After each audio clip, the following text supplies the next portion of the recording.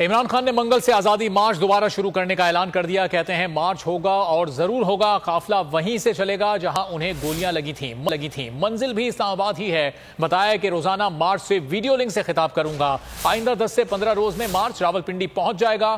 Chairman P T I کا کہنا تھا مارچ شاہ محمود قریشی کی قیادت میں جی ٹی روڈ سے پنڈی پہنچے گا, پھر میں خود لیڈ کروں گا. عمران خان نے کہا قوم نے خوف کے بت توڑ دیے. ایک کارکن نے ملک کی آزادی کے لیے اپنی جان دے دی.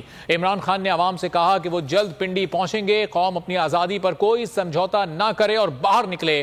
عمران خان نے ارشد شریف کے قتل پر وزیر اعظم کی جانب سے جوڈیشل کمیشن بنانے کا خیر مقدم بھی کیا. ہم نے فیصلہ کیا ہے کہ ہماری جو مارچ ہے اب وہ شروع ہوگی. منگل سے وہی وزیر آباد جدھر مجھے یہ گولیاں لگی تھی اور ہمارے 11 اور لوگوں کو گولیاں لگی تھی اور جدھر معظم شہید ہوا تھا, ادھر سے ہماری مارچ شروع ہوگی. میں ہر روز مارچ سے خطاب کروں گا یہاں سے, اور ہماری مارچ اگلے 10 سے 14 دن تک اس کے بیچ میں سپیڈ کے اوپر ڈیپینڈ کرتا ہے. یہ پہنچے گی پنڈی. سارے پاکستان سے وہ لوگ اسی ٹائم پہ نکلیں گے کہ ایک ٹائم پہ جب یہ پلان کریں گے 10 اور 14 دن کے بیچ میں پنڈی پہنچنا. جی ٹی روڈ سے شاہ محمود قریشی لے کے آ رہے ہوں گے. اس مارچ کو پھر میں لیڈ کروں گا.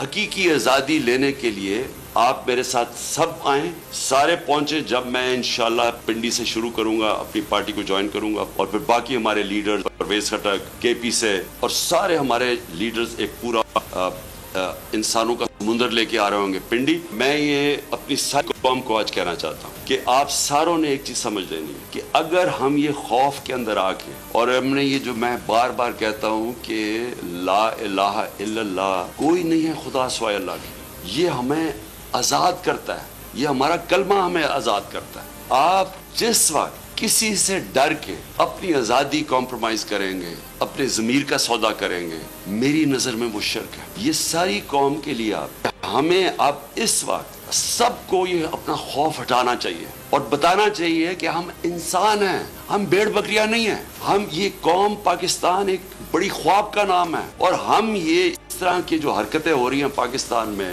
اور جس نے ملک کا سارا پوٹینشل ختم کر دیا ہے, اس کا فیصلہ ہوتا ہے جب وہ اوپر لے کے جانا ہوتا ہے. اس نے کوئی آپ کو اس سے پہلے نہ اوپر لے جا سکتا ہے.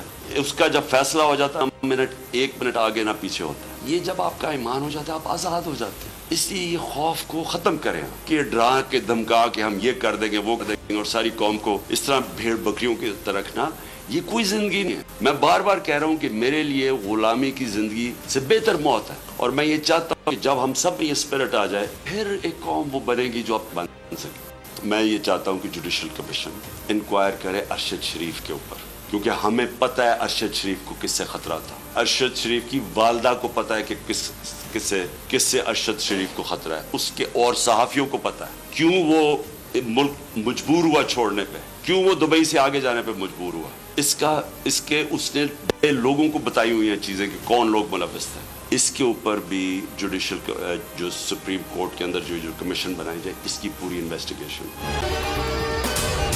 اگر آپ کو یہ ویڈیو پسند آئی ہے تو ہمارے چینل کو سبسکرائب کریں اور بیل آئیکن پر کلک کریں.